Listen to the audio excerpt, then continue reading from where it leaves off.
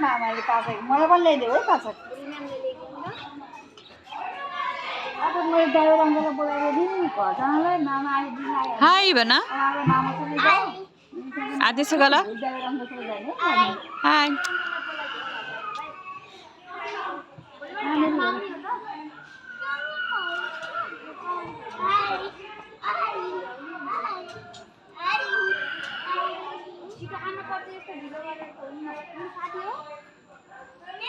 हजुर हाई खेला खेला हजुर हाई अनि मलाई मेरो माइतबाट बुवाले फोन गर्नुभएको थियो हजुर